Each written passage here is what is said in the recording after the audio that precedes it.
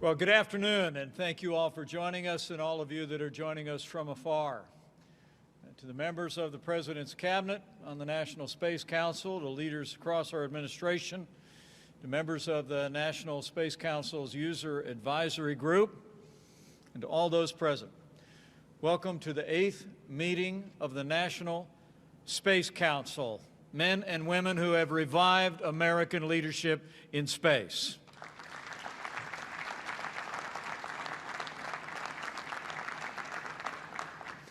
It's a particular pleasure to be back here in Florida on the Space Coast, and also to be here at the world's premier gateway to space.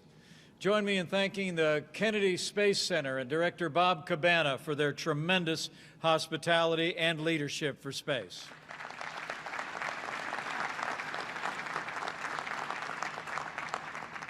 So it's wonderful to be here at this Apollo Center, Bob, and it's an incredible place. People have come from around the country and around the world to be inspired by the past, and now the present, and the future of American leadership in space. And we're truly grateful to Kennedy Space Center for all that you've done and to continue to advance American leadership. Allow me to also bring greetings from a champion of American space exploration, someone who has revived Americans' leadership in human space exploration in just 4 short years. I bring greetings from the 45th President of the United States of America, President Donald Trump.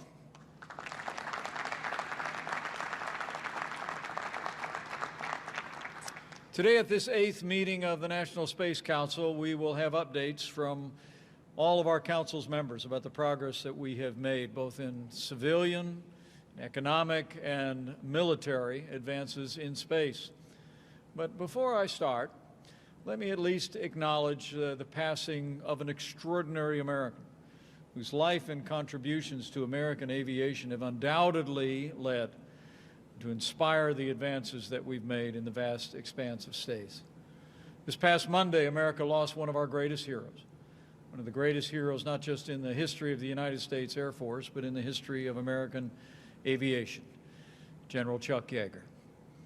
He was a man of a humble background, grew up in rural West Virginia, enlisted in the military. He would go on to become one of the greatest aviators of all time. Chuck Yeager was a war hero. He shot down 13 Nazi aircraft, but was himself shot down over France. Flew more than 150 military planes, a total of more than 10,000 hours, 30 years of active duty, and as history records, was the first man to break the sound barrier. General Chuck Yeager has now left us, made his final ascent, but it was my great honor as we renamed 2 Air Force bases as Space Force bases just a short while ago to announce that at the direction of President Donald Trump, we are initiating today efforts to rename an upcoming United States military base after the late and great General Chuck Yeager.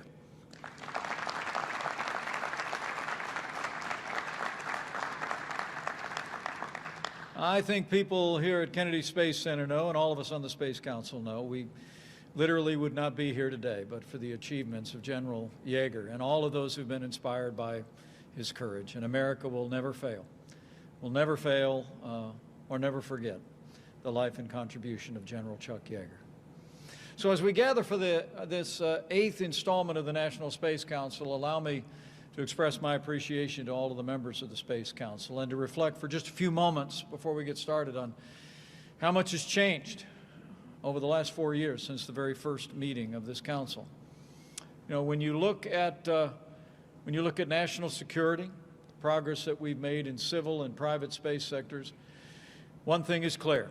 In 4 short years, America is leading in space once again. It's true.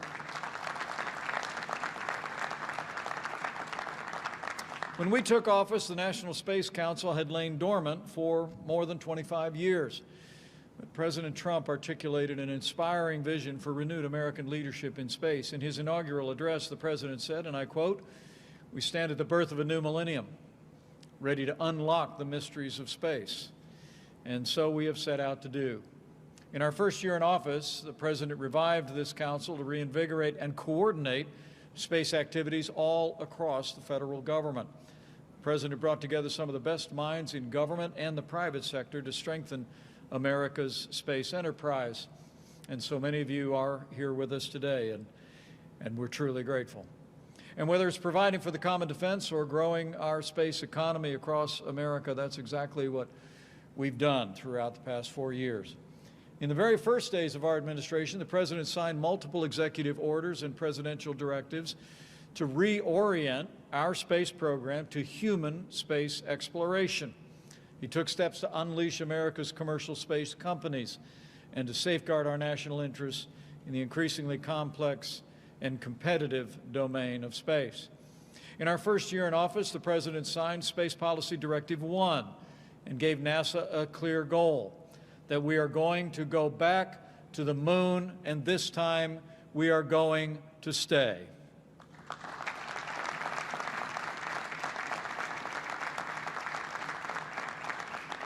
We made clear in our first year that the moon is not a final destination, but it's a base for developing and training for future deep space missions. We're going back to the moon, and then we're going to Mars and beyond.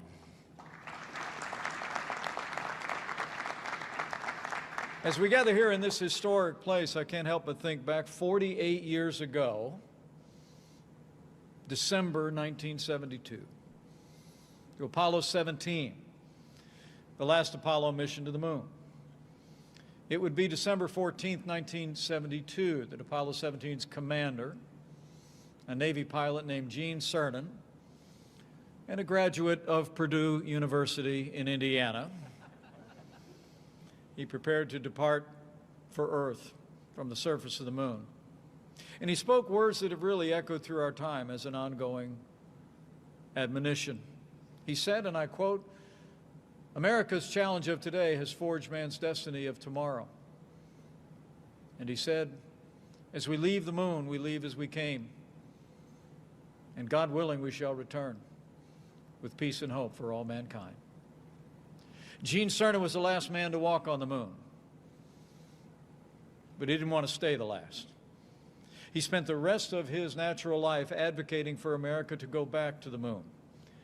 And we are going to honor Gene Cernan's memory by putting the next man and the first woman on the moon in just a few short years.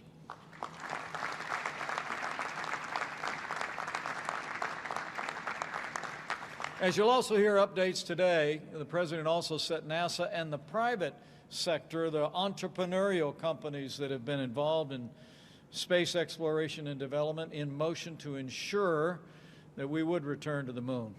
And then the next astronauts on the surface of the moon and all the economic development in space will be driven by American ingenuity. And we're going to ensure that Americans are going to be, we're going to be the very first. The very first not only to develop on the moon and Mars, but also to continue to develop the economic potential of space exploration. Even in this challenging year in the life of our nation, when Americans have sacrificed so much, we've continued to make steady progress toward that goal of renewed American leadership in space. This spring, it was my great honor to attend the first crewed launch, along with the President of the United States, from right here at the Kennedy Space Center. It's the first time we sent American astronauts into space from Kennedy Space Center in nearly a decade. And then, not to wait a minute further, this last November, I returned again to see the second crewed full-scale launch and mission of American astronauts from American soil back into American space. That's the result of real leadership and renewed American leadership in space. And what's remarkable is those rockets were built by American private enterprise in this new partnership that we have forged and built upon in the United States over the last 4 years. When a businessman turned president decided to renew our commitment to space, he knew it was important to unleash the power of America's private sector, and so we have done.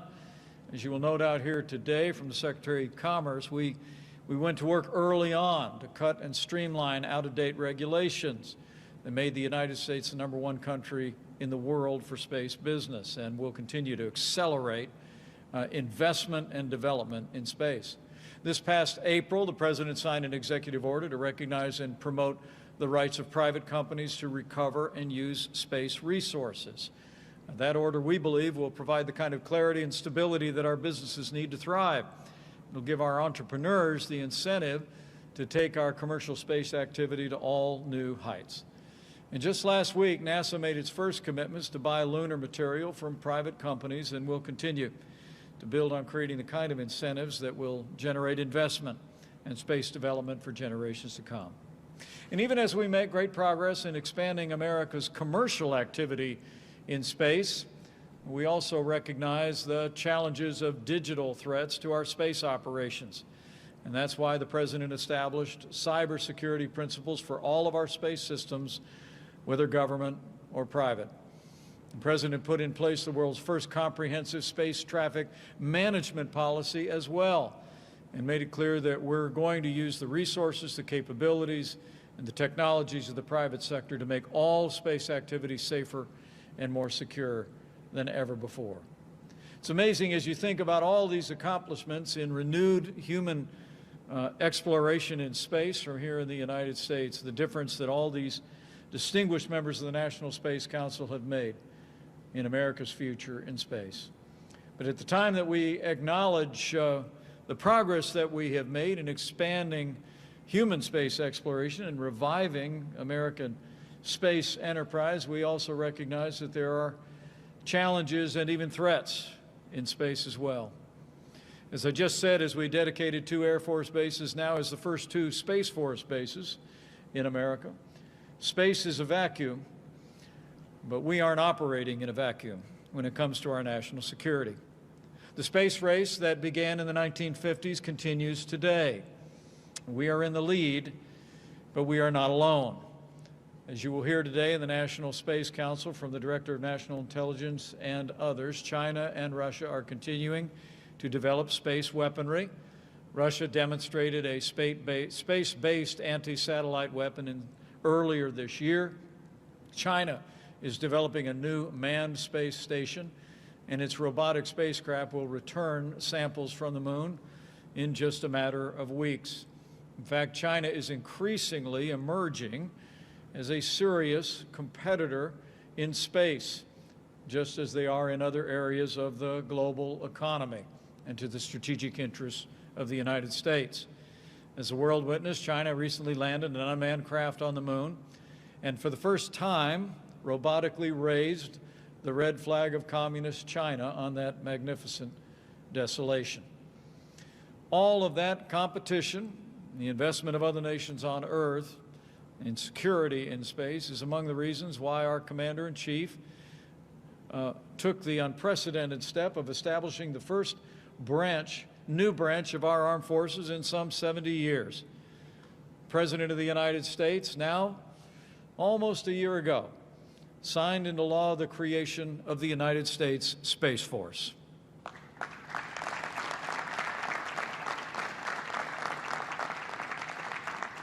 Under President Trump, the highest priority of our administration is the safety and security of the American people. And where too often in the past, America has neglected growing security threats in space, this president called for extending our dominance on land and sea and air to the final frontier. It would be June of 2018 when President Trump laid out his vision for American military power in space. He called for the creation of that new military service that we spoke of today at the dedication of those bases.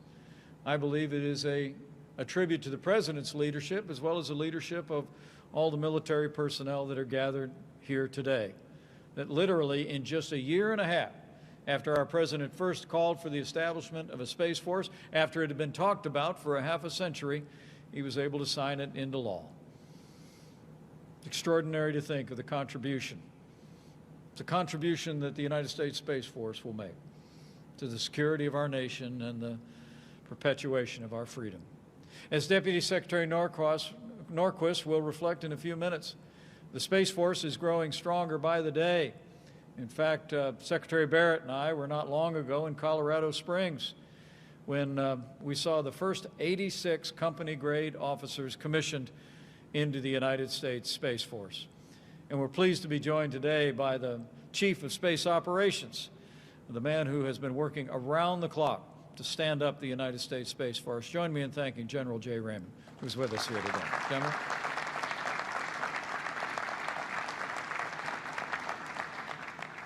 So we've made great progress.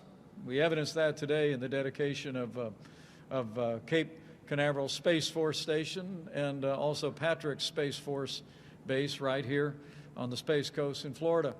And I know the Lieutenant Governor of Florida is with us here today and is pleased to see that. But just like 42 years ago when Gene Cernan was on his way to the moon, and just like when Chuck Yeager was breaking the sound barrier in the 1940s, the United States continues to face an era of competition. But as members of the National Space Council know, it's a competition that America is winning today, and we're going to keep on winning in space for generations to come.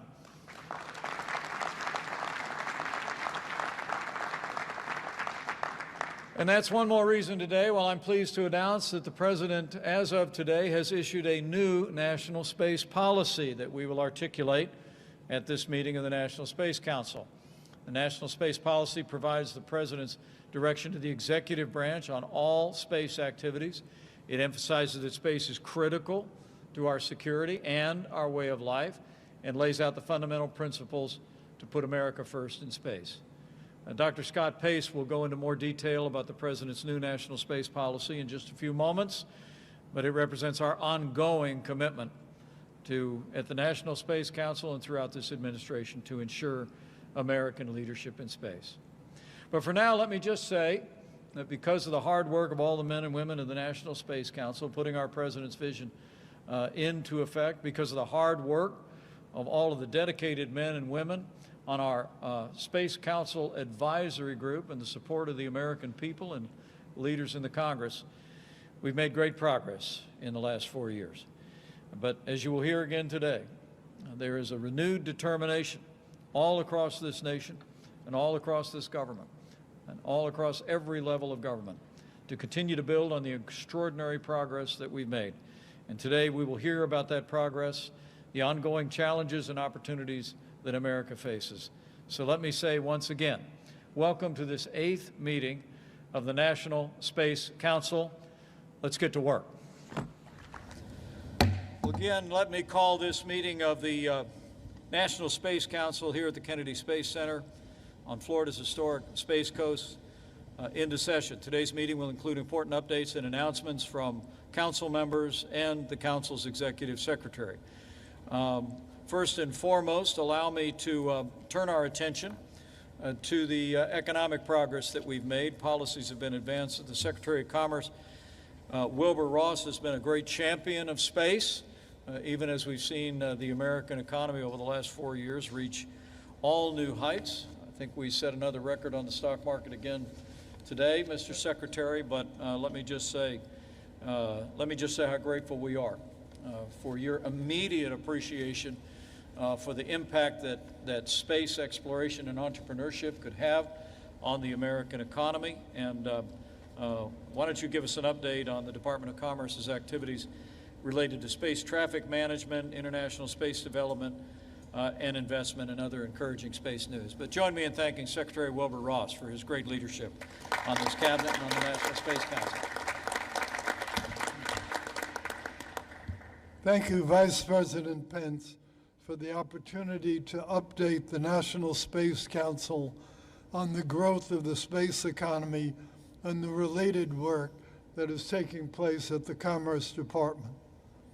Here at Cape Canaveral last week, SpaceX executed its 100th successful commercial Falcon 9 rocket launch. They sent a crew and thousands of pounds of supplies and research gear aboard a Dragon spacecraft to the International Space Station. I'm reminded that it wasn't long ago when travel among the stars was merely a distant goal before it was even a race among nations. Indeed, our country has achieved remarkable progress in the space sector, And now again, as American business people continue creating new ways to make space more commercially feasible. I toured such an example earlier this year, Astrobotic's new headquarters in Pittsburgh, one of the many small companies doing very creative things. Their facility will support unmanned missions to the moon and drive technological development that brings us closer to NASA's planned 2024 human moon landing. Such landmark accomplishments in the commercial space field come alongside record-breaking economic investment in space activities. Globally, another $4.9 million was invested in space companies in the third quarter alone. This not only marks the most productive quarter on record, but it also raises the total 2020 investment to $17.5 billion in the overall industry. And wonderfully, the U.S. accounts for 62% of the industry's total investment. Morgan Stanley projects that revenue generated by the global space industry may top $1 trillion by the year 2040. And the recent explosion of the industry here in the U.S. is due in no small part to the efforts of the Trump administration. The administration's pro-space agenda and the work of the National Space Council has already had significant impacts. NOAA has removed red tape that previously surrounded remote sensing technology by shortening the licensing timelines from 74 days to 28 days at present. This enables companies to sell data from satellites more easily and more efficiently, helping commercial satellite operators stay competitive in a rapidly changing global marketplace. Commerce Department has also taken steps over the last year at the behest of the Vice President to identify new space missions and get them the necessary authorizations to proceed in line with our treaties. The goal here is to alleviate the administrative and regulatory burden on emerging companies and technologies, and we enthusiastically continue in that mission. Financial indicators and regulatory procedures aside, one simple way to observe the growth of our space industry is to look at the number of satellites in orbit. This year alone, the number of active satellites in orbit is set to increase by more than 50%, 50%, to 1,250, of which about 80% are small sats. And the Satellite Industry Association estimates that up to 110,000 new satellites could be in orbit by 2030. This is good news for projects like SpaceX's Starlink, as well as for smaller companies that can benefit from the growing accessibility of private satellites. But the increase in satellites has also created a unique set of challenges when it comes to managing orbital traffic. We are seeing more and more frequent near misses that could cause unprecedented new amounts of debris. If two significant objects were to collide, they could create such a shower of debris that it could endanger the astronauts aboard the International Space Station. It could endanger billions of dollars of U.S. and other investment in space. and it could also interfere with the growth of space commerce. Fortunately, there's no shortage of brilliant men and women who have made remarkable headway toward managing this problem. In 2018, the Trump administration's Space Policy Directive 3 provided a unique approach to the management of orbital traffic. The Commerce Department's Office of Space Commerce and our interagency partners took on the missions laid out by this initiative. And today, I'm proud to report that we're in the midst of finalizing a Department of Commerce, Department of Defense MOU that will provide a detailed plan for the improvement of space situational awareness and ultimately space traffic management. We have also drawn on existing NOAA resources to establish a new open architecture data repository. This system allows both private and government entities, including those of our allies, to share data, increasing all parties' situational awareness amidst an increasingly crowded orbital environment. We continue to work with our allies in industry on the norms, standards, and best practices that will inform new rules of the road for space. We have also worked with private business and technology leaders from around the globe in this issue. In fact, just before Thanksgiving, the Office of Space Commerce hosted an industry day with over 250 companies participating, virtually of course, to discuss our approach to the open architecture data repository.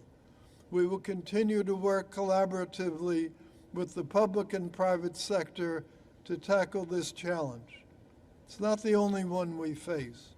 China's lunar landing last week underscores that we are not the only ones invested in the business of space. And that competition for American companies operating in this sector is real competition. Similarly, Japan became the first country to bring back to Earth a soil sample from an astronaut. Looking ahead, my department's Bureau of Economic Analysis will publish within the next 2 weeks innovative experimental statistics that will help us further measure and understand the space sector. And I look forward to sharing this informative new data with all of you. The United States remains an incubator for greatness like no other, and I'm confident that we will retain our position as the premier hub for space-based exploration and business. Thank you. Excellent. Thank you, Secretary Ross, and more importantly, thank you for your leadership Thank you, Mr. President. On the National Space Council on behalf of American entrepreneurial leadership in space. Truly extraordinary accomplishments. And my favorite one is that you said at the present point, $17.5 billion in investment in the last year, and more than 60% of that is invested in the United States of America. Yes, sir. So thanks for helping to facilitate that. The Secretary of Energy, a member of our cabinet, Dan Brouillette, is here with an update on space nuclear power efforts, and under his leadership, the collaborations between the Department of Energy, the Department of Defense, and NASA. Mr. Secretary, let me also thank you for your energetic and tireless efforts in forging exactly the kind of partnerships across government that are facilitating advances of American technology and space exploration. Secretary Dan Brouillette, the Department of Energy, everyone. Thank you, Mr. Vice President. Well, thank you, Mr. Vice President, for that kind introduction. I'm honored to join you today to provide the National Space Council with a brief update on the initiatives that our department, the U.S. Department of Energy, has undertaken since the Council's last meeting in May. In July of this year, NASA hosted our first ever NASA DOE Executive Committee meeting right here at the Kennedy Space Center. The Executive Committee that was established under our new NASA DOE MOU that Administrator Bridenstine and I signed allows us to strategically pursue opportunities that will advance our cooperation between our two departments in space activities. At that July meeting, NASA and DOE agreed to establish 3 joint working groups. One group is focused on power infrastructure for the proposed Artemis lunar space camp. The second group focuses on developing nuclear power and propulsion systems for future Moon and Mars missions, as well as robotic deep space exploration. And the third group, Mr. Vice President, is focused on pursuing space science and innovation interests, particularly high-performance computing initiatives that hopefully will address the challenges of traffic management that Secretary Ross just spoke about, weather issues, and planetary defense from near-Earth objects. These working groups will ensure that DOE and our national laboratories are effectively harnessing the capabilities of our world-class scientists, our engineers, our technicians, and our research facilities to partner with NASA to solve some of the greatest technical challenges facing the United States. Since our last council meeting, we've also continued our space-related engagement with the U.S. Department of Defense. In October, DOE senior leadership teams went to the Pentagon for a space technology mini-summit to discuss how DOD and DOE could cooperate more strategically on space-related challenges.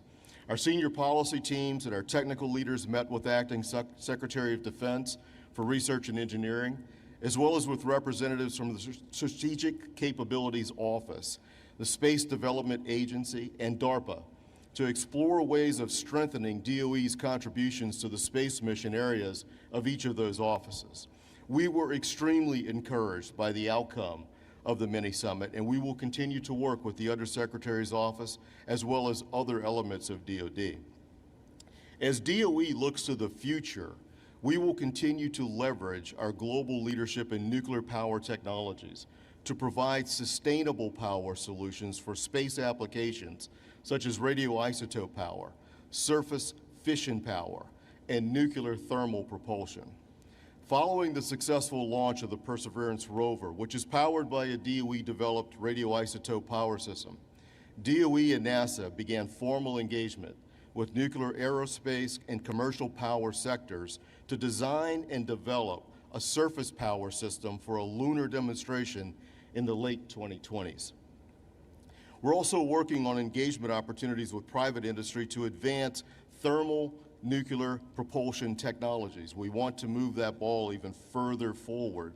DOE, NASA, and DOD are also working with industry to establish advanced nuclear fuel production capabilities to support future terrestrial and space demand needs, and seeking to establish and maintain a nuclear supply chain capability that enables us to address a very wide range of applications. In addition to those things, DOE and NASA successes in ramping up plutonium-238 isotope production have now eliminated projected supply shortfalls, increasing the opportunities for deep space missions in the 2020s and beyond. Through our strategic investments, DOE and NASA have also modernized large portions of the radioisotope power system supply chain, eliminating single-point failures and improving reliability to support quicker mission tempos. Yet there's so much more that we at DOE can do, and we will do it. We're looking for ways to apply our next-generation computing technologies to address the tracking, modeling, and data analysis challenges of space weather warnings, space debris tracking and avoidance, and large-scale analysis of space radiation in cosmic microwave environments. Mr. Vice President, this is all possible because of your leadership of the National Space Council and the President's focus on significant space goals. And our work at the DOE is enabled by the great work of my colleagues across the interagency. So I'd like to especially thank all of those who have partnered closely with us, especially Jim Bridenstine and Jim Morhart at NASA, and of course, Michael Kratsios at DoD. Finally, it's in this spirit of collaboration that I'm pleased to announce DOE's new space strategy, which we will soon publish. This decade outlook will directly support the national space policy and will focus DOE on being a key technology developer to support the space missions of our interagency partners. Thank you again for inviting me. Thank you for allowing me to join you. DOE, or as I like to call it, the Department of Exploration, looks forward to a future of powering innovation, of driving exploration, and for reaching for the stars. Thank you, Mr. Vice President.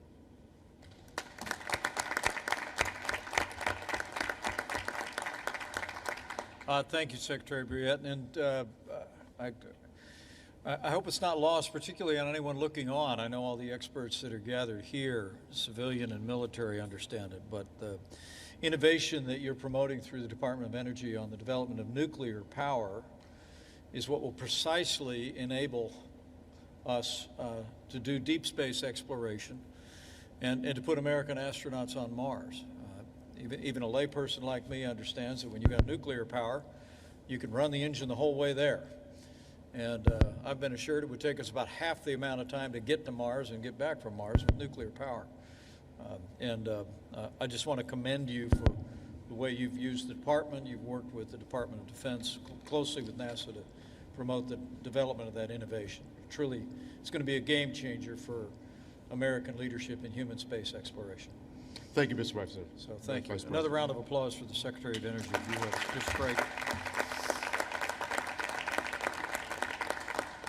Someone that I've come to admire and appreciate very much, a key member of our administration, is the Director of the Office of Science and Technology Policy. He's been involved in advancing policies that will give us the capacity to continue to monitor planetary weather issues from space, so vital to the life of the nation.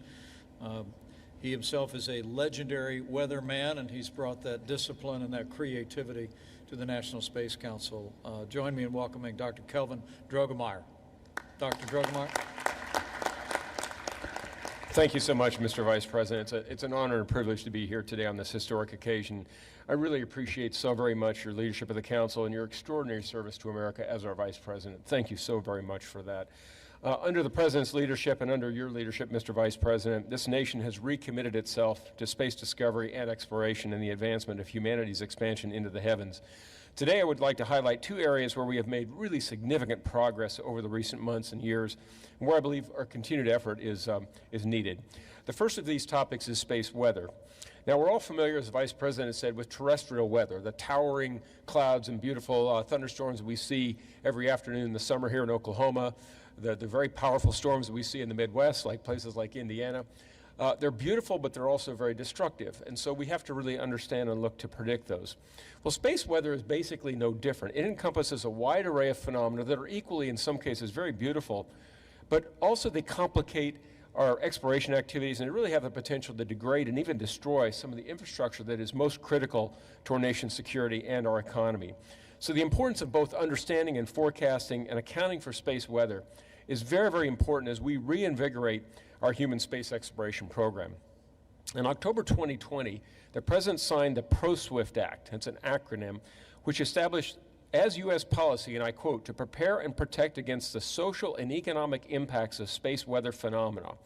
The ProSwift Act also provides statutory authority for existing space weather coordination activities under the National Science Technology Council. Now, in March of last year, that same National Science Technology Council released a National Space Weather Strategy and Action Plan. And that very same day, the President signed an executive order on coordinating national resilience to something called electromagnetic pulses. Now, they're relevant here because the sorts of geomagnetic disturbances that occur in the sun that are disruptive, they're called space weather disruptive to our space activities. They're both a space weather phenomena, and they're also naturally occurring as EMPs. So since the release of those documents, federal agencies have worked very, very hard on their implementation, and together with the academic and private sector and also international partners, we've made great progress. And I want to highlight very quickly 3 areas. First, the U.S. Geological Survey is working toward completing a survey of ground conductivity across the United States. Now, we're familiar with conductivity, lightning across the sky, and conductivity on power lines, but there's actually conductivity in the ground. And these data help USGS and also NOAA develop new operational and geoelectric field maps, the actual mapping of the geoelectric field. It provides much more accurate estimates of electric currents that are generated by geomagnetic storms. And those things can then disrupt power operations and resilience and things like that. So that hazard map is going to be a very, very important tool that we have to sustain electrical power during geomagnetic storms. Second, as a result also of partnership between NOAA and NASA, NOAA's Space Weather Follow-On spacecraft is scheduled for launch in 2024, that magical year when we're going to return to the moon. This will ensure continuity of observations critical to space weather prediction and forecasting, and also to NOAA's geomagnetic storm watches and warnings that it issues regularly. And third, NOAA, NASA, and also the National Science Foundation have funded several research opportunities that are going to advance solar and geospace modeling and improve space weather predictions. Just like we have models to predict terrestrial weather, we have models to actually predict space weather. And that research targeted key administration priorities established through the space policy directives that the Vice President mentioned, including human space exploration and space traffic management, as Secretary Ross mentioned. These agencies are also working very, very closely together to implement a framework to accelerate transition of space weather research to operations. Very, very important transition. And they will help inform key decision-making for operations of critical infrastructure like our electric power grid. Finally, the second topic I want to address really briefly is planetary protection. Now, what is planetary protection? It's basically the practice of mitigating risks to Earth of harmful biological contamination due to space activities. There's actually 2 sides of that coin. It includes protecting the search for extraterrestrial life by controlling the introduction of biological contaminants from Earth to other celestial bodies. We call that forward contamination. But it also includes protecting our own biosphere here on Earth from potentially harmful biological contamination from things like returning spacecraft. We call that backward contamination. So as we prepare for human exploration of Mars and other solar system bodies, as the Vice President mentioned, now is the time to review and update our planetary protection policy. Existing U.S. policy was established back in the Apollo program, and it's not really been substantively updated since then, so it's been many decades.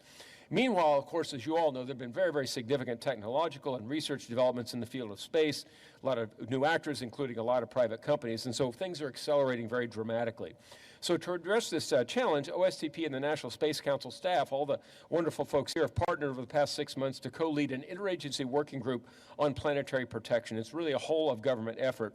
And we deliberated several topics. First, of course, as I mentioned, how to accelerate commercial space exploration and development while we also preserve the scientific integrity in the search for life on other terrestrial bodies. We want to avoid that backward contamination to Earth. Likewise, we want to avoid that forward contamination as well. And then also, third, making sure that private sector activities are protected, because we all know that commercial activities, as we've seen here, are extremely important. So looking forward, planetary protection has to really be a key element of our strategy, and it certainly is, across all of the federal government, but also with our academic and our industry partners. We want to absolutely ensure a safe, sustainable, and predictable Earth and space environment as we continue to advance U.S. leadership in space exploration and commercialization. Mr. Vice President, I am completely grateful to the wonderful opportunity you've provided to me and others at OSTP to work with all these great folks on the National Space Council on these initiatives over the last several months and years. And we look forward to the wonderful days that lay ahead for America in space. Thank you very much, Mr. Vice President. Thank you so much. Calvin, great job. One of the enduring lessons that I've learned as Chairman of the National Space Council is you actually have weather in space. So thanks for your great leadership on that, and so vitally important to our nation's economy and nation's security, as you mentioned. So thank you, Kelvin. Great report. We've talked a lot about the impact on the economy on this National Space Council over the course of the past 4 years.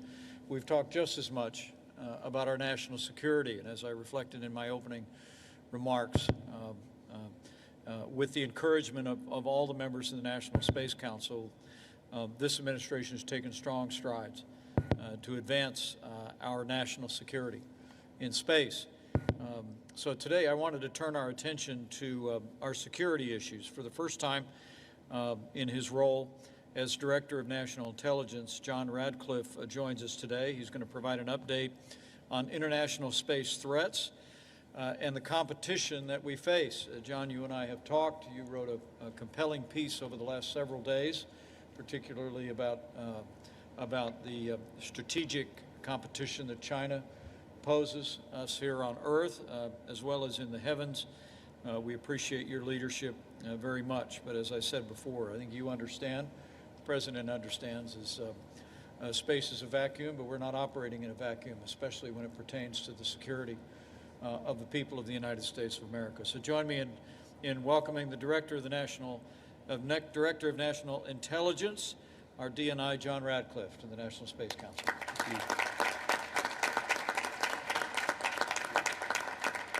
Thank you, Mr. Vice President, and let me start.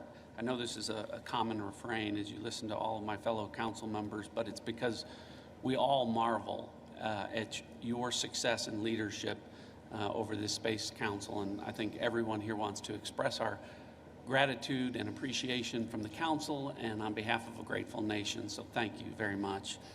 To my fellow council members, thank you for allowing me to update you on the threats that we face in space and how the intelligence community is taking unprecedented action in order to increase the effectiveness of our national security space enterprise and to respond to the President's new space policy.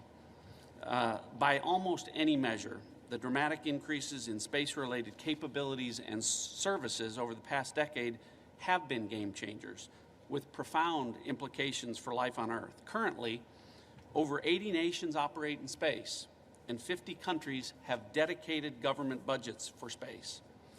And governments are not the only players in space. Dozens of new commercial space companies have emerged with plans to launch tens of thousands of satellites in the coming years, more than all of the satellites that have been launched since the dawn of the space age. Over the past 5 years, U.S. companies have launched more commercial remote sensing satellites into orbit than the rest of the world. But today that trend is reversing. The National Geospatial Intelligence Agency, which I oversee, predicts that in this decade, the rest of the world will launch at least twice as many commercial remote sensing satellites as the United States. Economically, the global space industry has grown rapidly in recent years and is now approaching $500 billion in annual revenue. But more critical is that broad sectors of the U.S. economy have come to rely upon space-related capabilities. Our estimates suggest that industries with reliance on space-based services now contribute over $5 trillion to our gross domestic product. Simply put, we depend on space systems as critical infrastructure, directly supporting the American way of life. If these space-based services are disrupted, we could see adverse effects on nearly all sectors of the U.S. economy, including consumer supply chains, transportation, telecommunications, agriculture, and finance.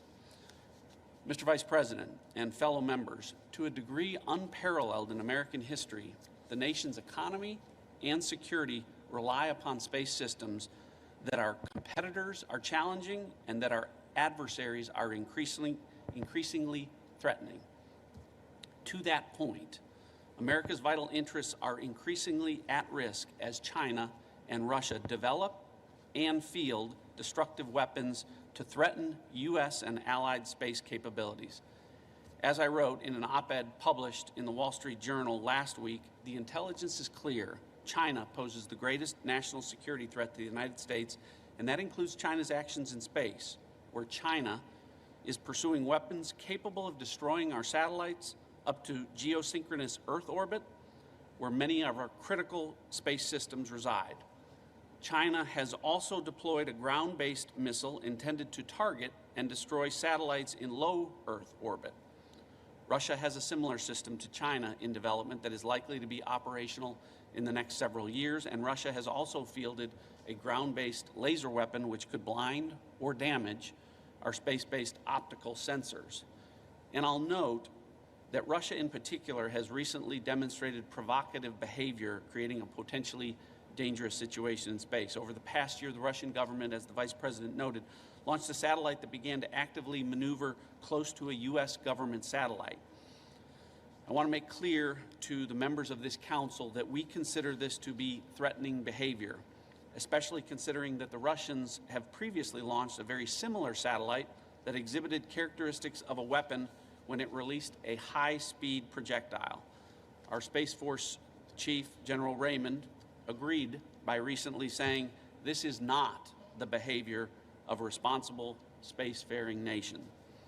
In short, the threat to the United States and allied space systems continue to grow, and we should not allow that threat to grow unabated. And because of that, the President's new national space policy recognizes that space is and should be a priority intelligence domain, something the intelligence community has already begun to take action on and to move out. Earlier this year, we directed our intelligence agencies to increase support to space defense and added new funding to counter space threats. Although those numbers are classified, this represents a significant new investment which will directly address the emerging intelligence requirements of the Space Force. Additionally, we are working directly with the Space Force leadership to create a new National Space Intelligence Center which will deliver intelligence support necessary to achieve our national security objectives. The establishment of this new center will provide the nation unparalleled scientific and technical intelligence on space-related threats, and it will serve as the service intelligence center for the Space Force. As I described earlier, America's entrepreneurs and innovators are demonstrating amazing new capabilities in commercial space marketplace. The new national space policy recognizes that the rapidly expanding commercial space industry is a vital element of national power. Consistent with this recognition, I recently approved the creation of the Intelligence Community Commercial Space Council. This is a high-level forum which will facilitate collaboration across the intelligence community and with industry, focusing on the intersection of commercial space services and national security. The Council will deepen our understanding of the capabilities and trends of both the United States and foreign commercial space industries. It will provide recommendations to bolster our use of commercial space capabilities, and it will support the growth of a robust U.S. commercial space industry that is responsive to our national security needs. As an example of our increasing engagement with the commercial space sector, the National Reconnaissance Office, or NRO, recently conducted a national security mission on a small commercial rocket launched from outside of the United States, an achievement which was a first for our intelligence community. The new national space policy also recognizes that the intelligence community and the Department of Defense are co-equal partners in the national security space enterprise, with both operating a variety of spacecraft that perform vital missions to our nation. However, countering the increasing threats we face now and in the future will require an even higher level of collaboration and integration than in the past.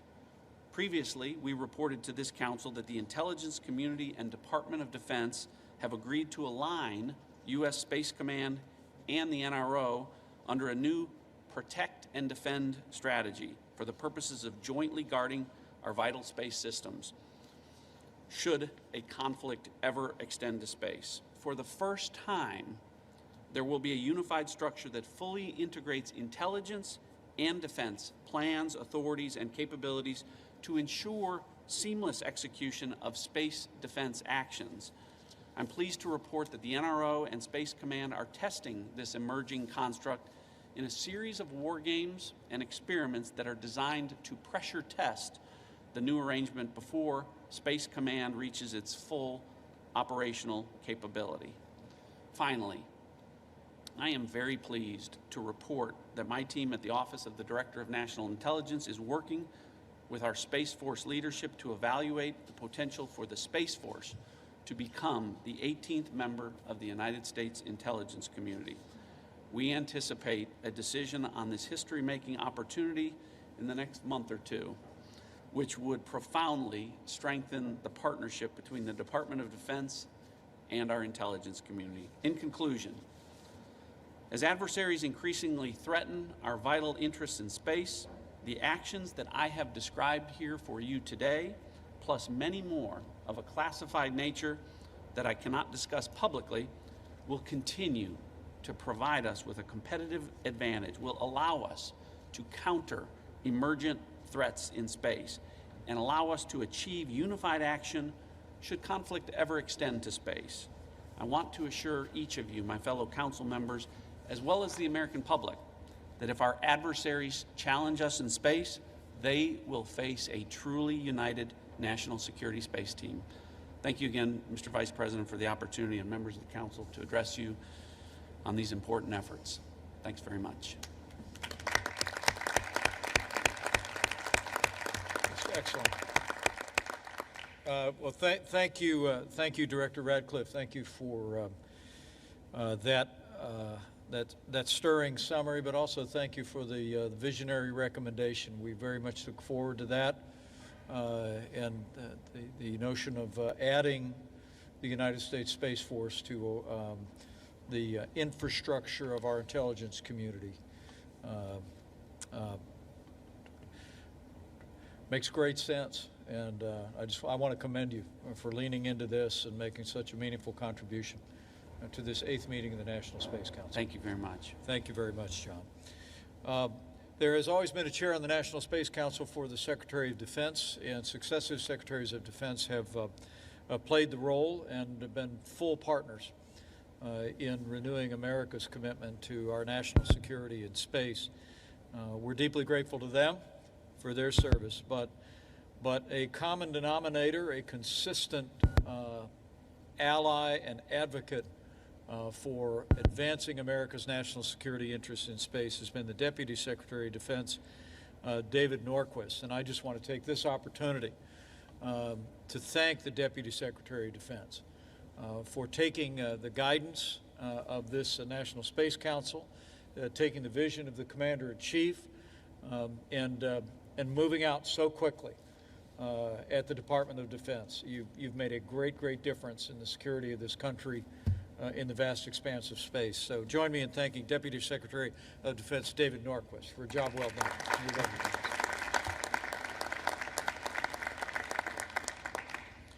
Good afternoon, everyone, and thank you, Vice President, for chairing this meeting today. You just heard about some of the challenges and threats facing us in space. Since the last National Space Council meeting back in May, the Department of Defense has made tremendous progress in adjusting to the challenges of space as a warfighting domain. Today, I want to highlight our developments across the department, the U.S. Space Force, U.S. Space Command, and within the Office of the Secretary of Defense. And in doing so, I want to thank those around the table. Your efforts and partnerships are vital to achieving our nation's objectives in space. So let me begin with an update on the Space Force. In order to grasp the magnitude of what the Department of Defense has accomplished, it is worth pausing to reflect on the timeline. The Space Force was officially established when President Trump signed the fiscal year 2000 National Defense Authorization Act on December 20th, 2019, less than 1 year ago. It was originally planned that the Space Force would be established 1 year after the NDAA was signed. So, Mr. Vice President, that would have been 11 days from today, and I would have been spending today explaining to you the things we hoped to get done and might get done in the future. But instead, the President and Congress understood the urgency of strengthening our space-based military capabilities, and they directed us to get right to work. Following this spirit of speed, we have moved rapidly to advance the Space Force, and we have reached many milestones. Operationally, the Space Force has launched satellites into space and provided support to NASA's 2 successful human space flights launched from right here in Cape Canaveral. The Space Force has also engaged with our allies and partners to enhance cooperation in space. We have now seen them place a higher priority on this domain as well. The UK, which announced the creation of a Space Command last month, and France, which had adjusted from the Air Force to now having the French Air and Space Force. Through all of this, the Space Force has continued delivering new capabilities for the United States. In fact, in August, the National Aeronautics Association recognized our X-37B spaceplane with one of its most prestigious awards, a distinction also given to Orville Wright and the Apollo 11 team. Structurally, we have created a new and leaner field organization comprised of 3 field commands and 9 space deltas that cover missions such as intelligence, surveillance, and reconnaissance, space electronic warfare, and space domain awareness. The Space Force's success thus far are reflected in its people. Since its founding, it has grown substantially, which is a trend we expect to continue. Over the last 3 months, more than 2,100 members have transferred from the Air Force into the Space Force. We anticipate that an additional 3,700 airmen skilled in fields such as intelligence, acquisition, engineering, and cyber will transfer in the next 3 months. These men and women have great leadership in General Raymond, who will become a statutory member soon of the Joint Chiefs of Staff. With the right people and leadership in place, we are focused on cultivating the culture of the service. In this respect, we have also made great strides. For example, just 7 months after the Space Force was established, the service released the Space Capstone publication, its first doctrine document. This is a military service's fundamental responsibility because it articulates their unique purpose, identity, and operational mindset, and it informs the joint doctrine. Significantly, the Space Capstone publication identifies space power as a distinct form of military power that is vital to U.S. prosperity and security. The Space Force's motto, Semper Supra, captures their role well. Safeguarding U.S. advantages in the ultimate high ground requires them to be always above. Next, I'll provide an update on U.S. Space Command. Just as we have at sea, it is important to establish responsible standards and norms in space. U.S. Space Command is promoting these efforts and calling out those, like Russia, who violate these standards and norms. In August, we welcomed General Dickinson to the helm through U.S. Space Command's first change of command ceremony. He made history by becoming the first Army general to lead the combatant command.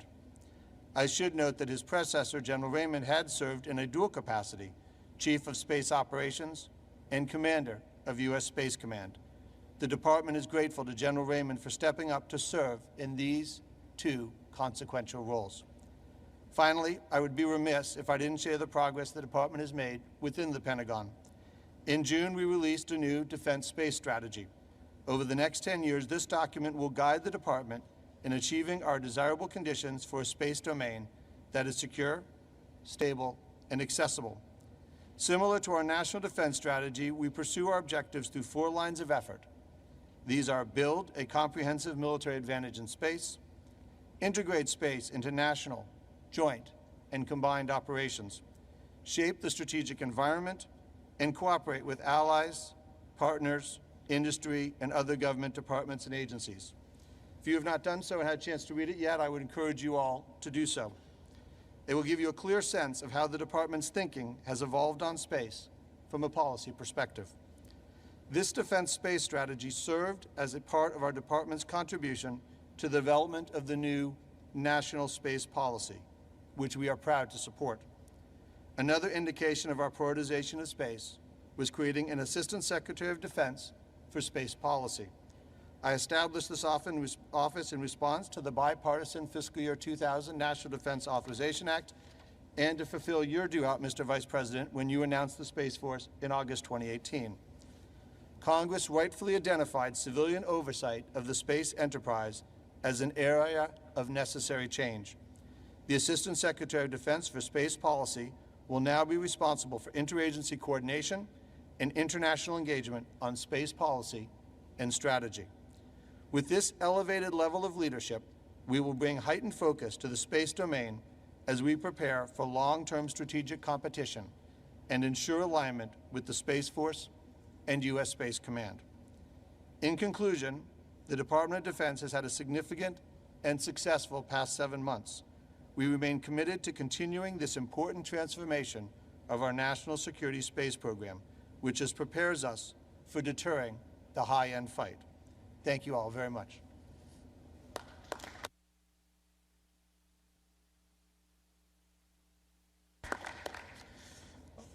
Thank you so much, Deputy Secretary Norquist. And again, I know I speak on behalf of the President and everyone on the National Space Council and our Secretaries of Defense over the last 4 years when I say how grateful we are. You are the get-it-done guy at the Pentagon, and thanks for getting it done so quickly and standing up our United States Space Force and in all the ways that you've described. Someone else who deserves a tremendous amount of credit is I want to call on for maybe just a few brief reflections following the Deputy Secretary's remarks. He's a former commander of the United States Strategic Command, led forces in Operation Enduring Freedom, Operation Iraqi Freedom, led and commanded Air Force Space Command, and now, fortunately, we arrive at a time in the moment in our history when, as we are standing up American military leadership in space, the Vice Chairman of the Joint Chiefs of Staff brings a lifetime of dedication and experience to America's military security in space. So let me invite all gathered here first to thank General John Hyten for his lifetime of service, and General Hyten, any reflections that you have on this first year of the United States Space Force. General Hyten, everybody.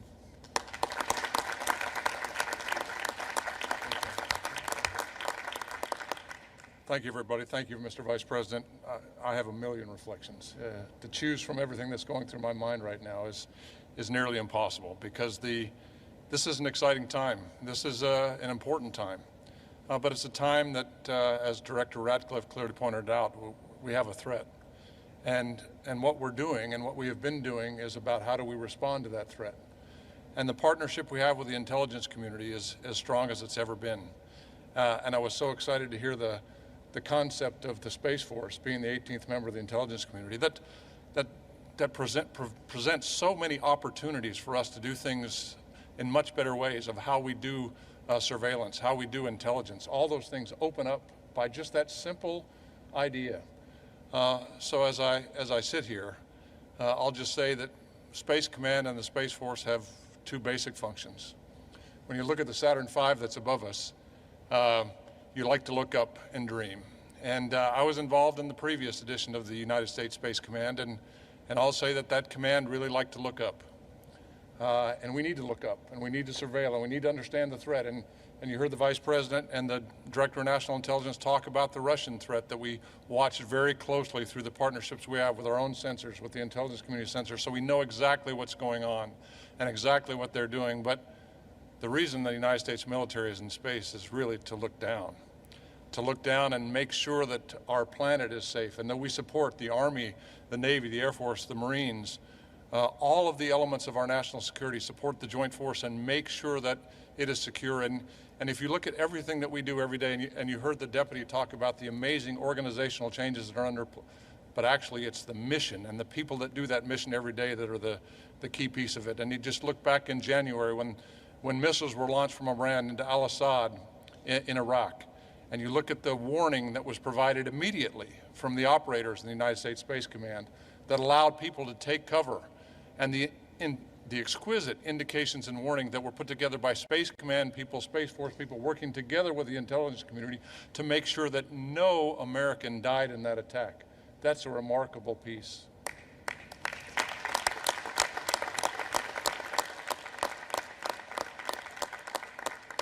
So, Mr. Vice President, thank you for your leadership.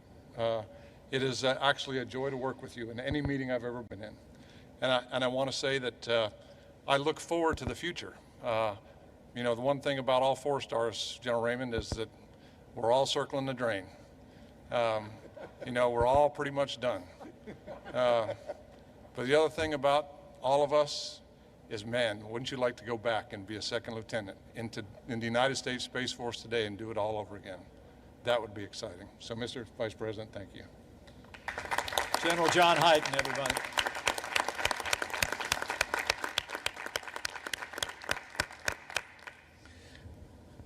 I think it's worth noting for the record that I gave him absolutely no notice prior to those remarks. I think you can hear the heart and the mind of someone who's been absolutely committed for a lifetime to American security in space. And as I've said to you before, General Hyten, I can't help but feel that for such a time as this, you're Vice Chairman of the Joint Chiefs of Staff. So thank you for your stalwart leadership and a lifetime of service. Join me in thanking General Hyten one more time.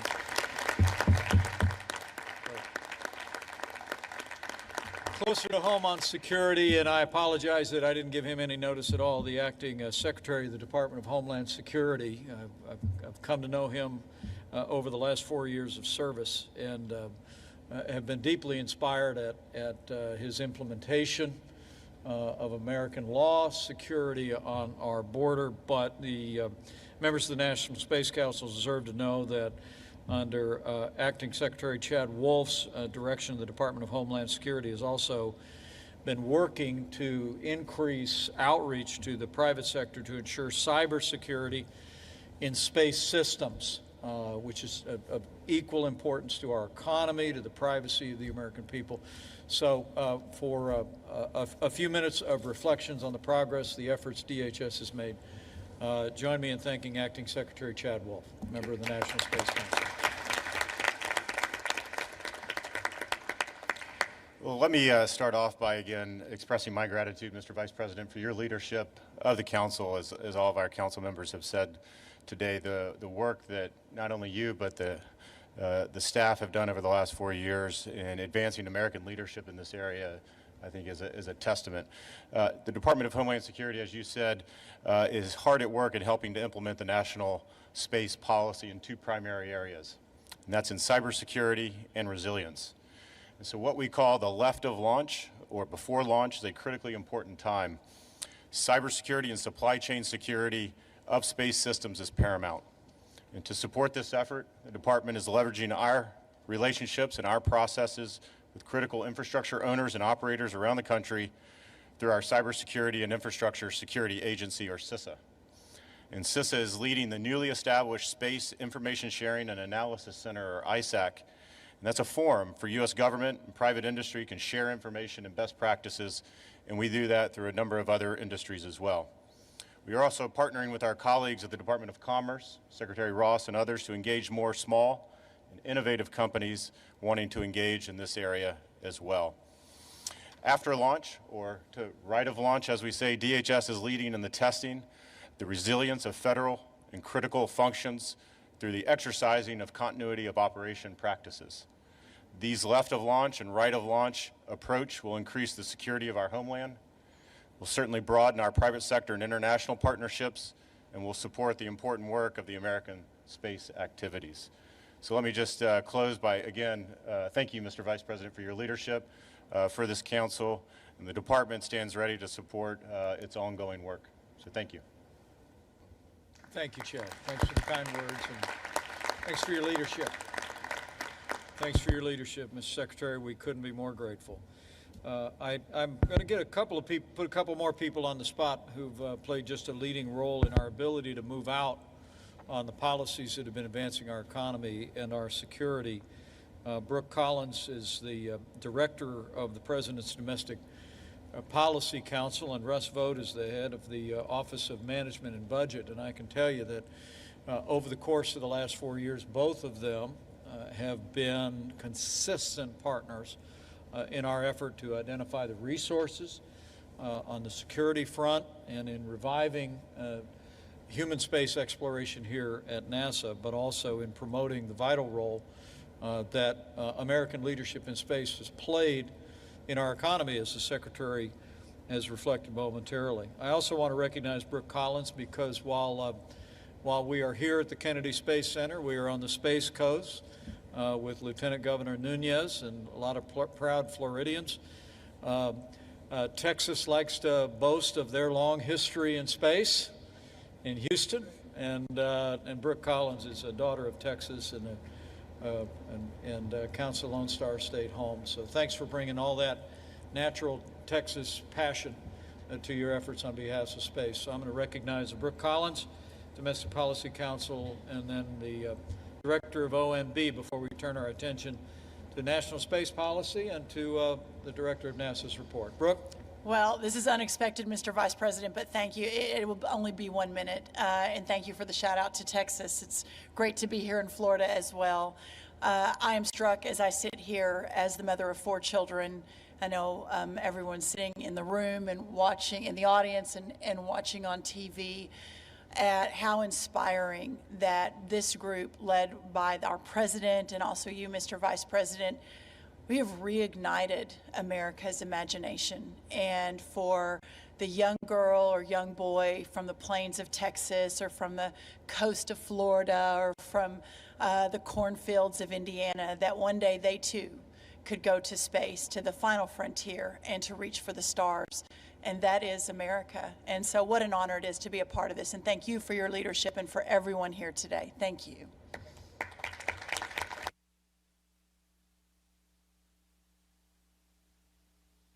Director of the Office of Management and Budgets, a man I've known for many years, and he is a tight-fisted steward of the public treasury. But I want to take this opportunity to thank Director Russ Vought for finding a way for the largest increases in NASA's budget in the modern era, and for also finding a way to make sure that our standing up the United States Space Force had the resources necessary. So, Mr. Director, thank you, and we'd welcome any remarks you'd have for the National Space Council today. Director Russ Vought, the Office of Management and Budget.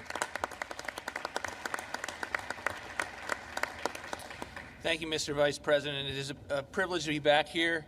And budgets are about priorities. And one of the things that this administration under the President and your leadership has been insistent upon from the very beginning is that we're going to get back to space. We are overjoyed that we've been able to increase the budget by 15%. Right now, we're in the midst of hard-fought negotiations to get our 12% increase to make sure that we have the resources to get back to the moon and Mars and beyond. But I want to build off of what Brooke said, and that is to get to...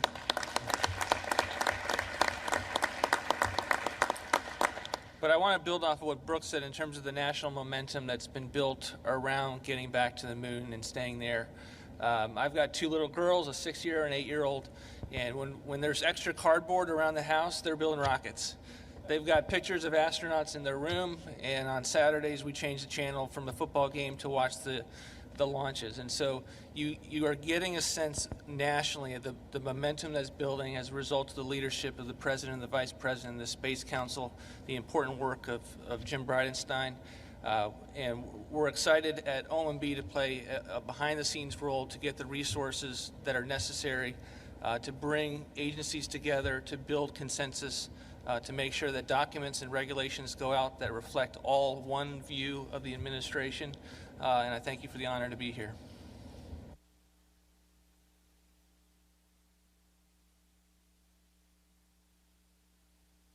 Thank you so much, Director Russ Vought. Thanks for your efforts, and thank you for that.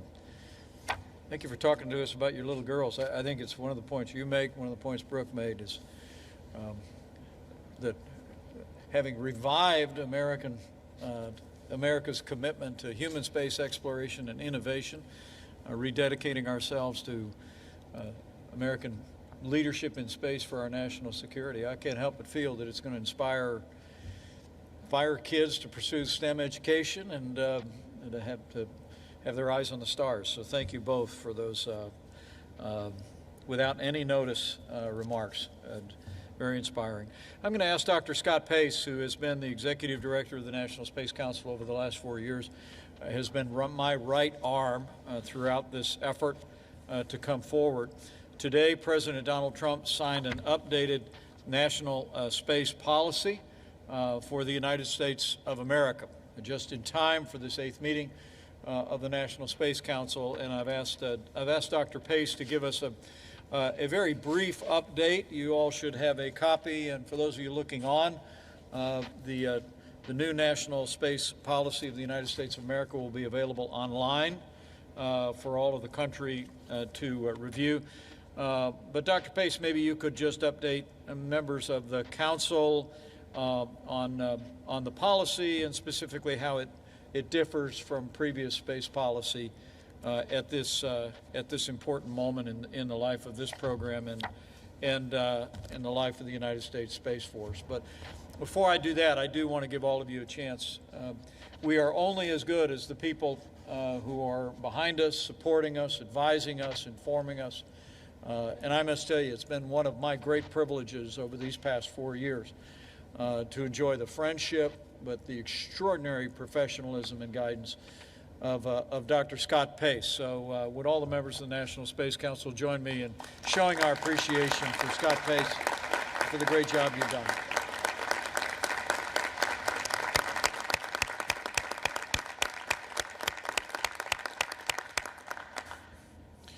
Thank you, sir. And as several people have heard me say in speeches, there's nothing more terrifying than having a boss who cares about what you do.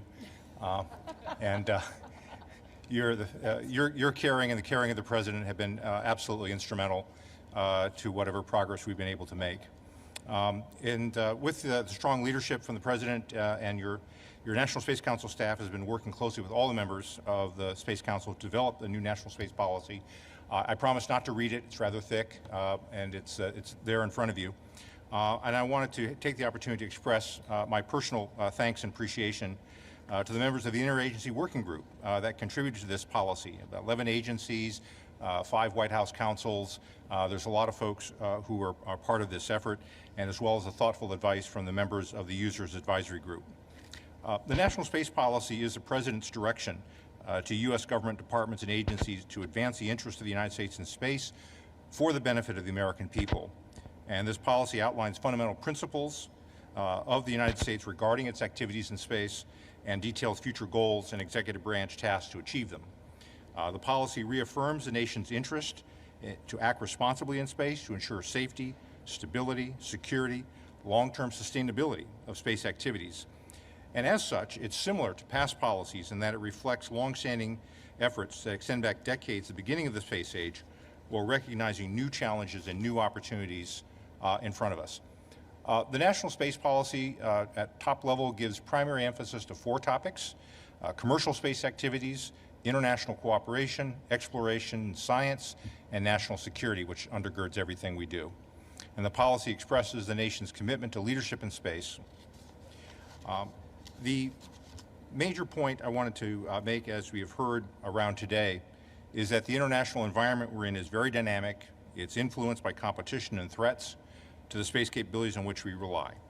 And consequently, it's important that the U.S. space activities across all sectors, civil, commercial, and national security, be coordinated at the highest levels in an integrated manner to advance our national interests and those of our allies and partners.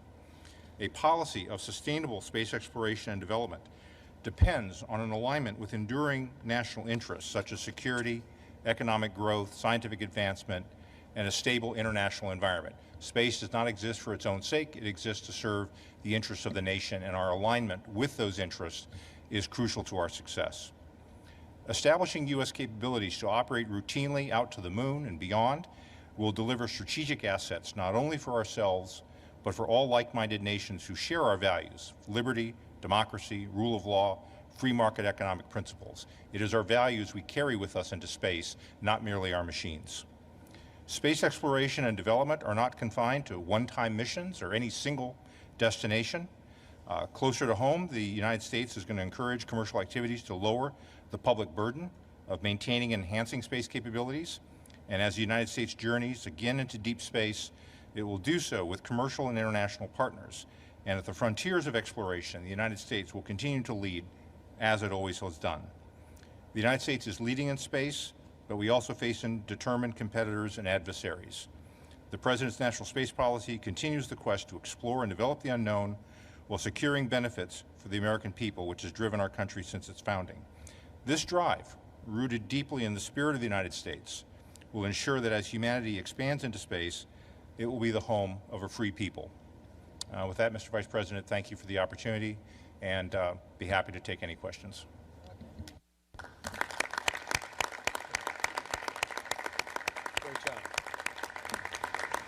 Thank you, Dr. Pace. And the National Space Policy of the United States, I was there Literally, when the staff secretary brought this into the president late yesterday, I know people worked around the clock on an interagency basis to get this completed before the 8th meeting of the Space Council. And where might people be able to review this today? We'll make sure it's on whitehouse.gov, but where else? I'm pleased to say that White House Digital Services has been great, and it's available online. Okay, available online, National Space Policy, and would recommend it to the attention of any American interested in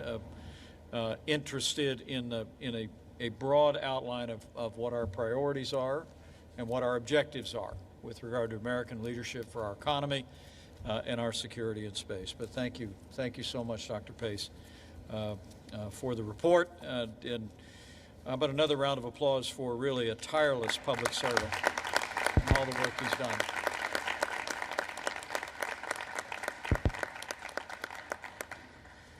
Finally, we will now turn our attention to NASA's activities with a report and a very exciting announcement today from the administrator of NASA, Jim Bridenstine. Many of you may not be aware that prior to serving as the 13th administrator of NASA, Jim Bridenstine was a Navy pilot, flew combat missions in Iraq and Afghanistan, flew more than 1,900 hours.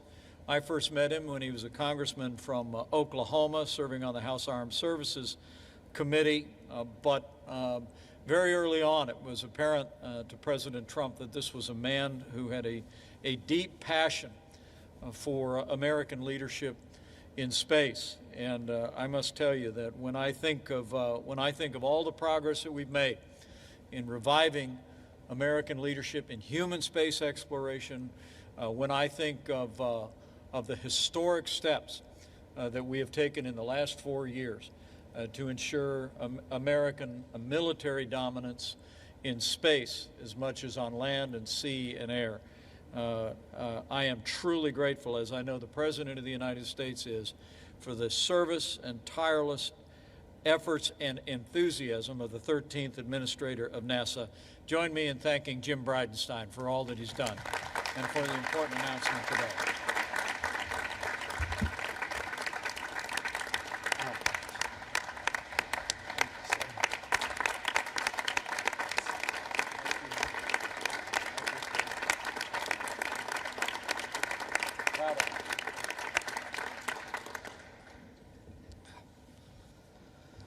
Wow.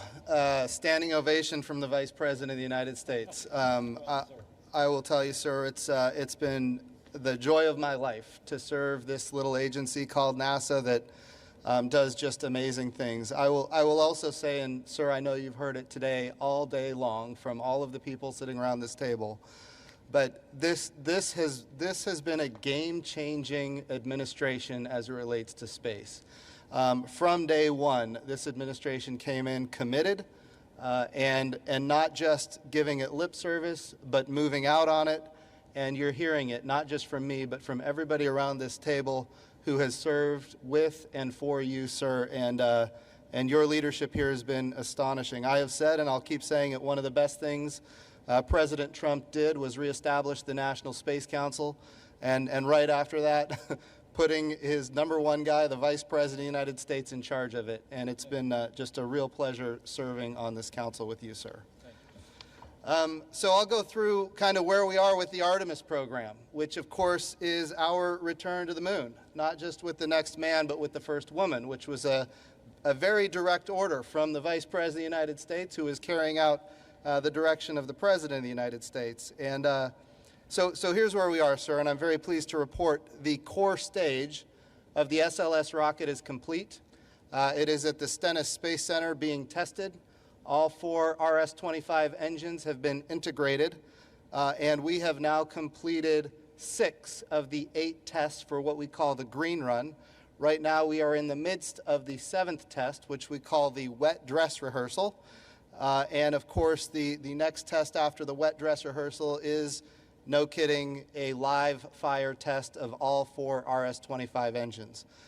So we are very excited to be where we are. The SLS rocket, of course, is the moon rocket.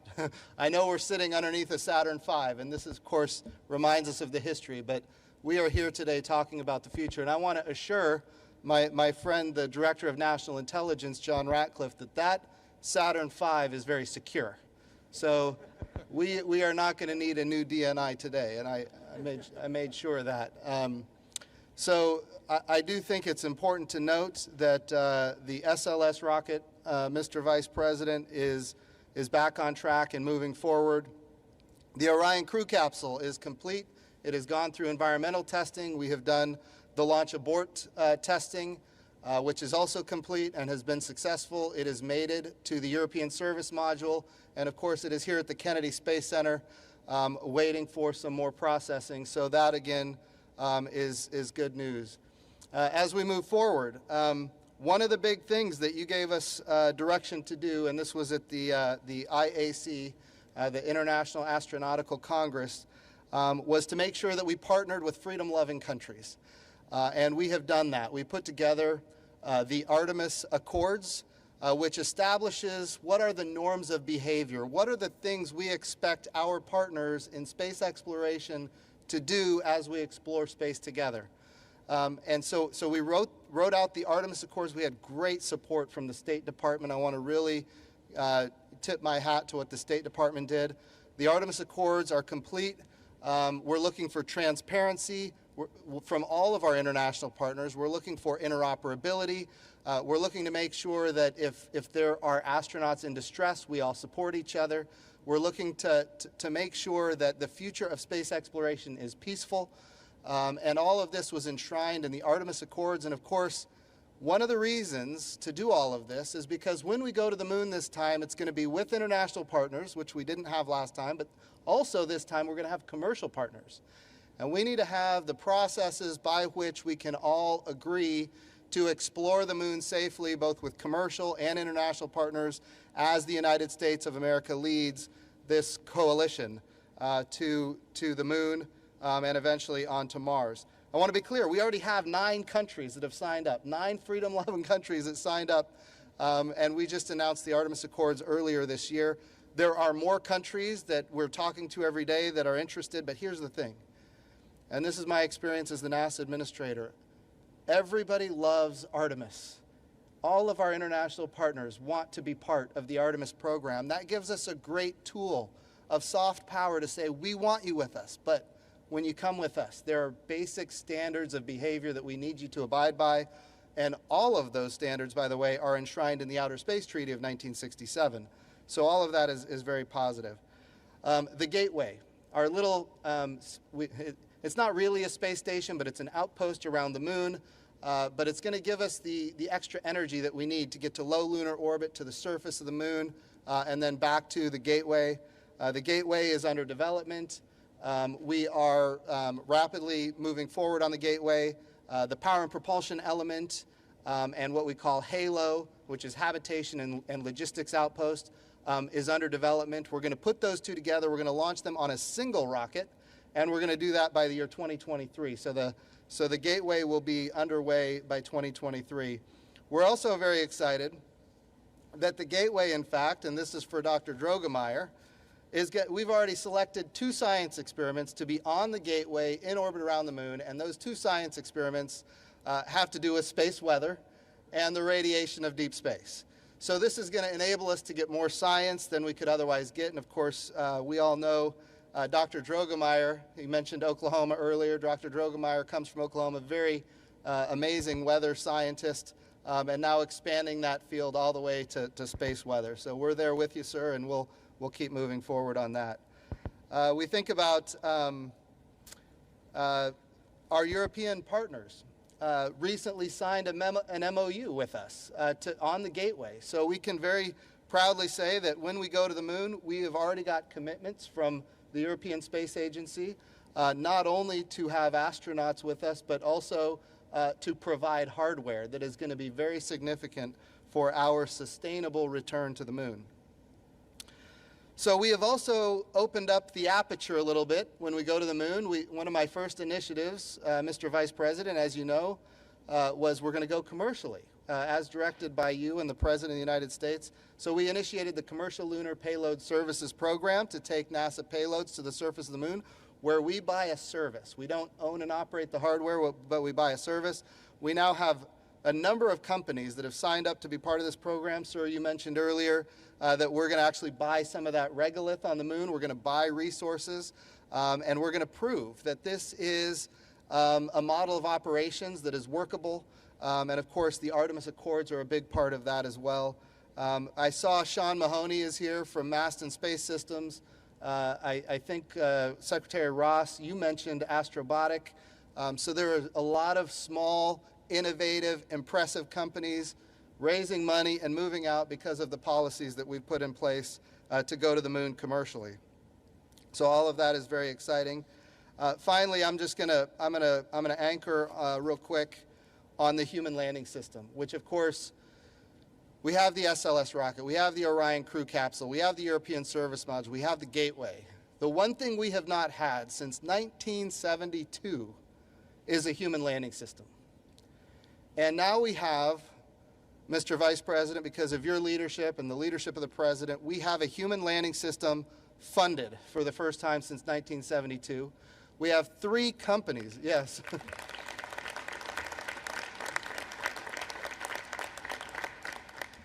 We have 3 companies that are under contract. There's a lot of companies involved, I want to be clear, but 3 prime contractors that will be leading the efforts for the human landing system.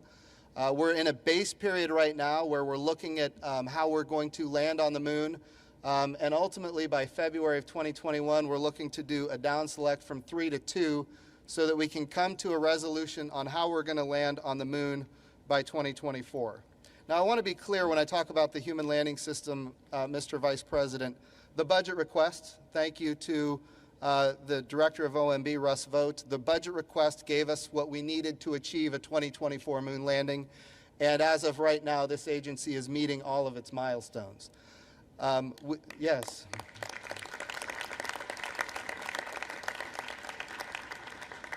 We are in the midst of, as the Director of the budget has said, we're in the midst of negotiating to get that lander funded.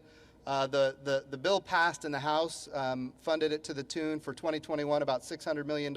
In the Senate, it was about $1 billion. Now, $1 billion is a lot of money, and I want to be really clear. We are so grateful for the bipartisan support for this. That's one of the biggest things that we have to have moving forward. This has to be generational in nature, which means strong bipartisan support is necessary, and we're grateful for that. But ultimately, if we don't get the $3.3 billion, it gets more and more difficult. So I'm making sure to communicate, as I do always, to our legislators. If there's anything you can do to help with the $3.3 billion, we are certainly asking for that. Sir, I've been told we're going to show a video here, but I can see, did you have anything to say before we go to the video?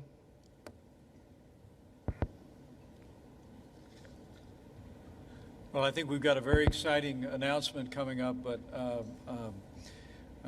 I just couldn't be more grateful. For those of you looking on that are just now taking an interest in the program, we are beneath an Apollo Saturn V rocket, but we're about to see a major and historic step in setting into motion in one more way the Artemis program and the Artemis rockets that will take to the skies over the next several years and on to the moon and ultimately to Mars.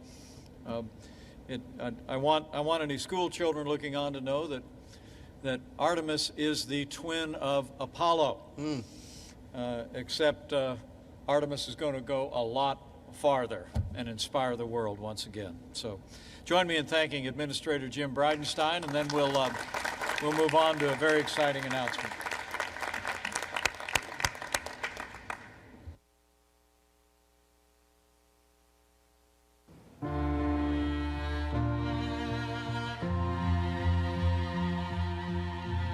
The Apollo missions were a daring success and highlighted what a generation of ambition can accomplish. We choose to go to the moon, but in a whole new way.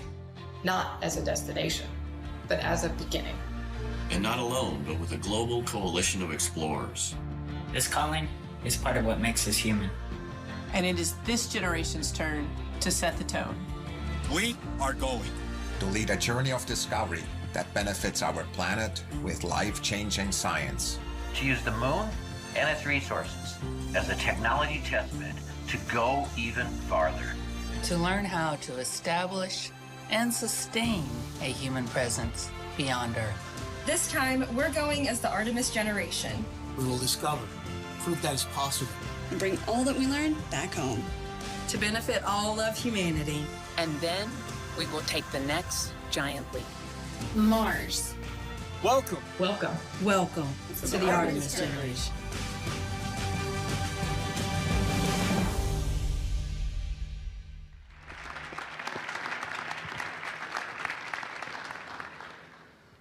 Welcome to the Artemis generation. A lot of you in this room, you've heard me talk about the Artemis generation.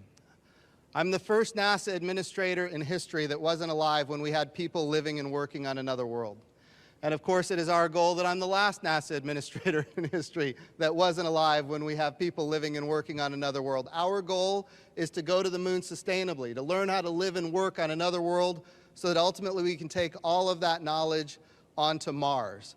And the Vice President of the United States came to the Marshall Space Flight Center in Alabama, and what he said to us at that time was, he directed us to make sure that we go back to the moon, this time sustainably, and we go back to the moon with the next man and the first woman. And that's what this program is all about.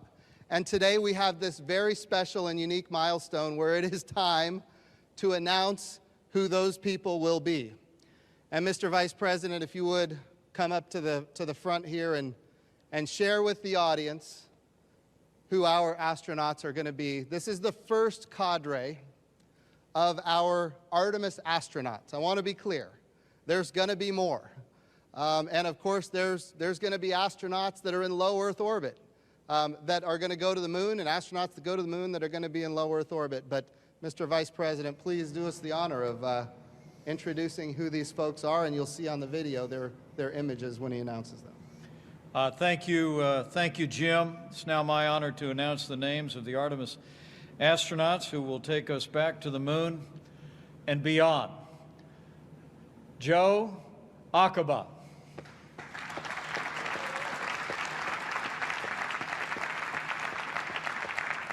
Kayla Barron.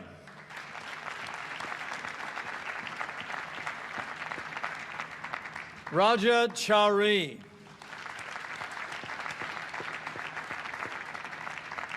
Matthew Dominic.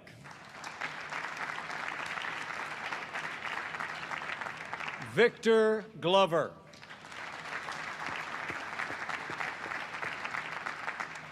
Woody Hoberg.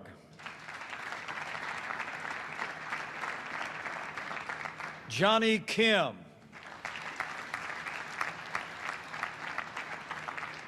Christina Cook.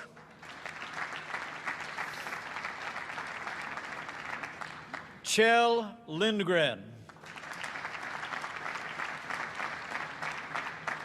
Nicole Mann. Ann McLean. Jessica Meir.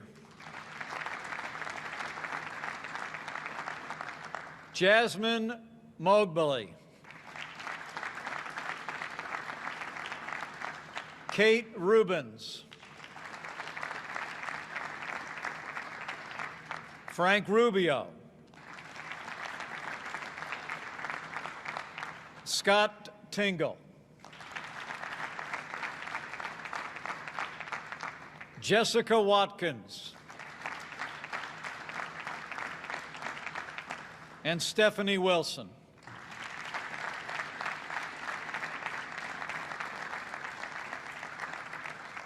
And now it's my special honor to welcome 5 members of the Artemis generation who are here with us today at the Kennedy Space Center. Jessica Watkins.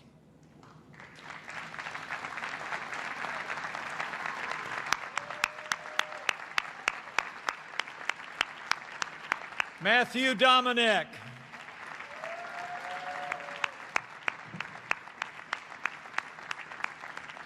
Ann McLean.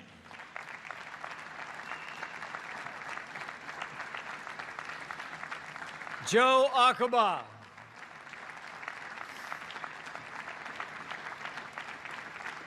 And Jessica Meir.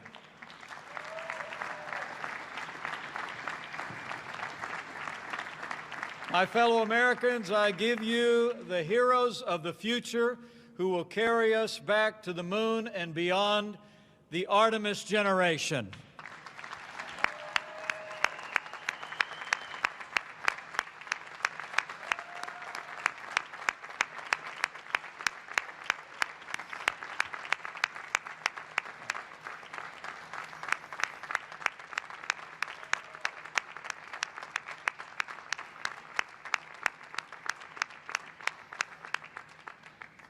Well, thank you all for stepping forward and for the excellence that you've shown throughout this program. And congratulations to you and all of those that were just named that are part of the Artemis generation. It really is amazing to think that the next man and the first woman on the moon are among the names that we just read, and they may be standing in the room with us right now. We started today reflecting on a great hero of the past. The Artemis generation are the heroes of American space exploration in the future. Would you join me in showing our appreciation for their great heroism and their character one more time?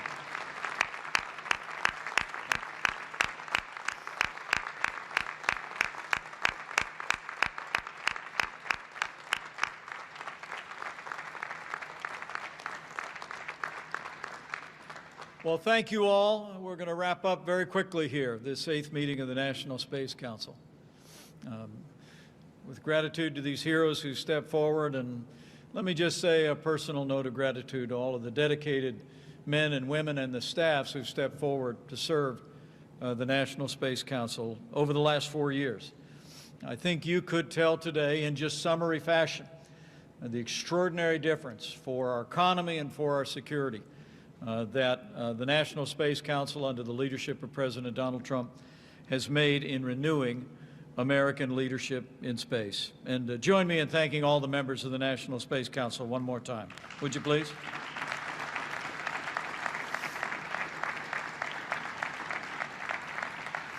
I also want to take the opportunity to thank members of the User Advisory Group.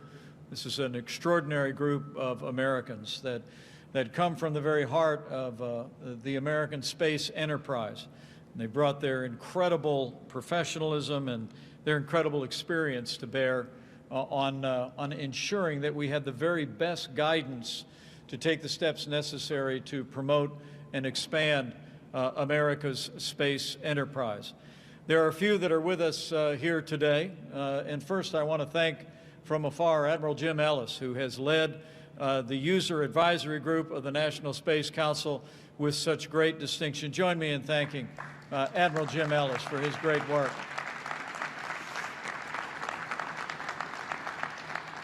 There are 28 members of the User Advisory Group that have given us great counsel all along the way. They've dedicated countless hours to giving us their very best advice. A few are actually with us here today for this 8th meeting of the National Space Council. So in addition to Admiral Ellis, allow me to thank Lieutenant Governor Jeanette Nunez of the great state of Florida. Thank you for your contributions to the space program. Eric Stallmer, who is with us here today, who is a great space entrepreneur and pioneer. Thank you so much, Eric. Another great space entrepreneur who's been leading the way and has become a great, great champion of American leadership in space, Fatih Osman and his wonderful wife. Thank you for your great leadership. And to a great entrepreneur who brought great business acumen to this, and the great counsel of his wife, Judy, has assisted all along the way. Join me in thanking Indiana's own Fred Klepsch for his contributions to the National Space Council. I come to this 8th meeting of the National Space Council just with a heart filled with gratitude. I'm humbled by the efforts of all of those that are gathered here. The military leadership from the Department of Defense, Secretary Barrett, General Raymond, General Hyten, and others who have stepped forward to really transform the commitment of our nation to ensuring the security of the American people from space, but also the vitality of America's ideals in space for generations to come. But I know I speak on behalf of the President as well when I just express my appreciation for all the members of this administration who caught the same vision. I love what Dr. Pace said a few moments ago. He said there's nothing more terrifying than having a boss who cares about what you're doing, has an interest in what you're doing. And all I can say is I can relate. I'll never forget the day, Jeanette, it was when we were campaigning for this job 4 years ago that I got a phone call. I was on my way to the Space Coast. And then our candidate called me up and he said he wanted to revive something called the National Space Council. And he wondered if I'd be willing, as other vice presidents had done in the past, to be willing to chair it. And so there have been many kind words expressed for your vice president today, but let me invite all of you to thank President Donald Trump and all of those that have served alongside him for renewing American leadership in space.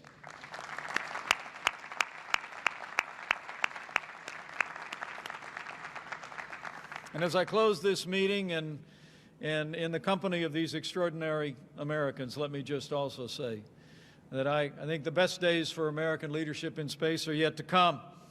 And I know with the caliber of the men and women that have stepped forward in this program Artemis, that we're going to make all new history. We're going to fill up places like this again and again. And I just want to assure all of you that will be carrying America's aspiration and ideals into the great unknown, that you go with the confidence of the American people. You will have the support of people all across this country as you inspire the world. And I'm very confident that you will go with the prayers of tens of millions of Americans who are grateful for your courage and your service and the service of all of those that we announced today as part of the Artemis generation. And my prayer will be in those ancient words that you would be confident that as you rise on the wings of the dawn, settle on the far side of the sea, but as the good book says, even if you go up to the heavens, my prayer is that you know that even there his hand will guide you and his right hand will hold you fast. So join me in thanking the Artemis generation, the National Space Council, our user advisory group, and every American who has contributed to this cause these past 4 years. Because of all of you, America is leading in space once again, and we will be leading for generations to come. Thank you very much. God bless you all.